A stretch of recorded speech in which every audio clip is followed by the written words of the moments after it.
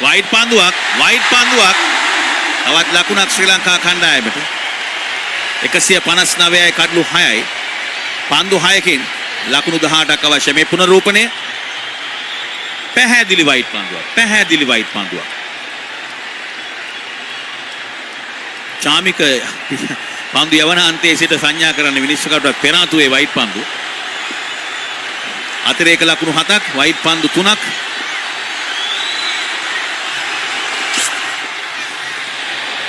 තවත් වයිට් පන්දුවක් පීඩනයේ පන්දු යවන රිචඩ්සන් 160යි කඩලු 6යි තීරණාත්මක පන්දුවරයක පළමු පන්දු දෙක වයිට් පන්දු දෙකක් කණ්ඩායමට ලැබෙනවා මම හිතන්නේ 6 පාරවල් 3ක් අවශ්‍ය වෙන්නේ පන්දු 6ක් තුලදී තවත් ලකුණු 17ක් අවශ්‍යයි නායක දසුන් ශානක පිටිකරුවා පන්දු යවන රිචඩ්සන්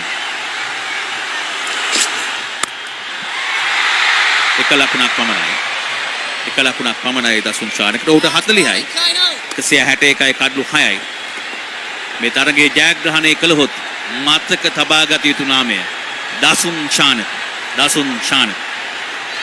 තරගයේ ජයග්‍රහණය කළ යුතුයි ශ්‍රී ලංකා කණ්ඩායම විශේෂයෙන් මෙවැනි ප්‍රේක්ෂකයන් පිරිසක් ඉදිරියේ ඔබ පවසන ආකාරයට සැබෑ මතක සටහනක් වේවි ශාමිකත් හොඳ සහායක් ලබා දුන්නා පන්දු 9කින් ඔහු ලකුණු 14ක් ලබා දුන්නා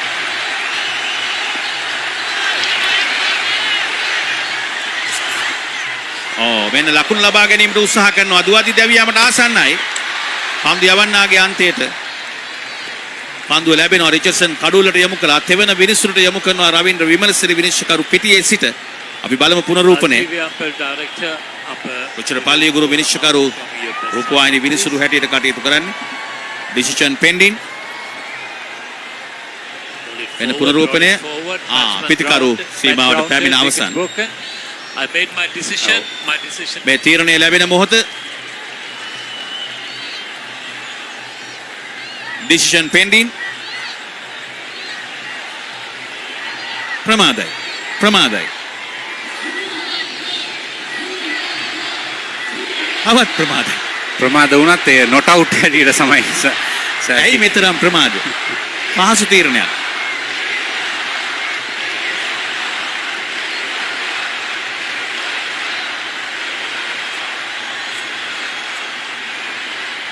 තාම තීරණය ලැබුණේ නැහැ. ඒක තාක්ෂණික දෝෂයක් විය යුතුයි. දෙවන ඉස්සුගේ තීරණය තාමත් ලැබුණේ නිසා රවීන්ද්‍ර විමලසිරි විනිශ්චයකරු පිටියේ පන්දු යාමිස රිචඩ්සන්ට පන්දු යෑම නවත්තනු ලැබුවා. දැන් ඒ තාක්ෂණික දෝෂය නිසා පිටියේ සිටි විනිශ්චයකරු නොදැවුණු ක්‍රීඩකයෙක් හැටියට සටහන් කළා. පන්දු 4කින් ලකුණු 15ක් ලබා ගත යුතුයි.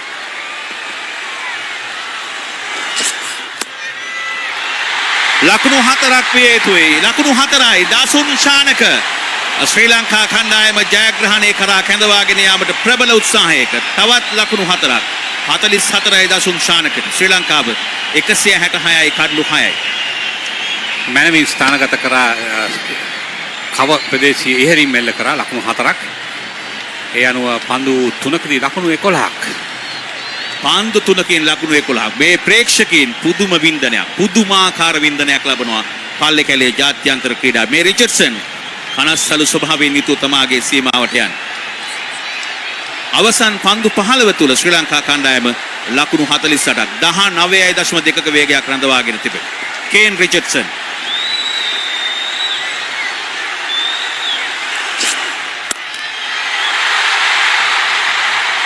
තවත් ලකුණු 4ක් 170යි කඩලු 6යි දැන් ශ්‍රී ලංකාව ජයග්‍රහණයේ පෙනෙන මානේ පන්දු දෙකකින් ලකුණු 7ක් අවශ්‍යයි. ඒ වගේම ජාලිය ඩේවිඩ් වෝන තමයි ලෝන් නෝෆ් කලාපයේ සිටින්නේ. ඔහු තමයි තාම දක්ෂ පන්දු රකින්නෙක් ඔස්ට්‍රේලියා කණ්ඩායමේ සිටින. ඔහුට හැරෙන්නවත් හම්බුන්නේ නැහැ. ඒ තරම් වේගයක් ඇඳි පවතුනා ඒ හතරේ පහර. Remember the name දසුන් ශානක. මතක තබාගත යුතු නාමය දසුන් ශානක බවට පත් වී තිබෙනවා. ලකුණු 7ක් පන්දු දෙකක් තුලදී 48ක් දසුන් ශානක අර්ධ ශතකයේ ලකුණු දෙකක් පිටුපසින් ජයග්‍රහණයට පන්දු දෙකයි ලකුණු 7ක් අවශ්‍යයි.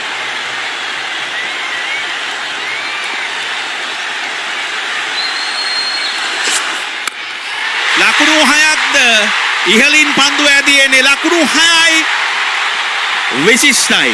විශිෂ්ටයි ශ්‍රේෂ්ඨයි remember the name දසුන් ශානක අර්ධ ශතකය ලබා ගන්න. මෙන්න තරගය සමවන අවස්ථාව. නායකත්වයේ ඉනිම මේ තරග තුනේදීම ඔහුට දොස් පවරනු ලැබුවා බොහෝ දෙනෙක්. නමුත් ඔහු අවශ්‍ය වෙලාවට ශ්‍රී ලංකා කණ්ඩායමේ ජයග්‍රහණය බලාපොරොත්තු වෙන වෙලාවේ ඔහු ජයග්‍රහණයකට උර දෙමින් සිටිනවා. තවත් එක ලකුණක් පමණයි. අලංකාර ලොෆ්ටස් ස්ට්‍රේට් ඩ්‍රයිව් පහරෙන් ලකුණු 6 ලබාගෙන තමාගේ අර්ධ ශතකය සම්පූර්ණ කර ගන්නවා. මේ ලසිත් මාලිංග ප්‍රීතියෙන් නිපිල ගොස් තිබෙනවා. ඒ වගේම ජාලිය මතක් කරන්න ඕනේ පන්දු 3කදී ඔහු පන්දු 3ක් ලබා ගන්න පන්දු 11ක් වැය කරා. නමුත් අවසානයේදී ප්‍රතිඵලය ඔහු ලබා ගැනීම සිටිනවා. තව එක කඩයිමක් පමණයි පසු කරන්න තිබෙන්නේ. මේ සුබ පැතීම චාමිකගේ සුබ පැතීම නායකයාට දැන් එක ලකුණ කපා හරින්නට පන්දු රකින්නන් කැඳවනවා නායක අරන් ෆින්ච් යාර්තියේ සීමාව වෙත.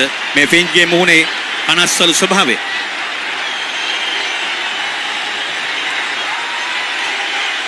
සියලුම ක්‍රීඩකයන් එක් ක්‍රීඩකයෙක් පමණයි සිටින්නේ හතරේ සීමාව අසල. තීරණාත්මක පන්දුව කේන් රිචඩ්සන් පන්දු යවන්න. පිටිකරුවා නායක දසුන් ශානක උපදෙස් ලැබෙනවා කේන් රිචඩ්සන්ට. පල්ලි කැලේ ජාත්‍යන්තර ක්‍රීඩා පිටියේ 35000කට අධික ප්‍රේක්ෂකයන් ප්‍රීති ප්‍රමෝදයට පත් වී තිබෙනවා. මේ උද්දාමයට පත් වූ ප්‍රේක්ෂකයන්. මෙන්න අවසන් පන්දුව තීරණාත්මක පන්දුව.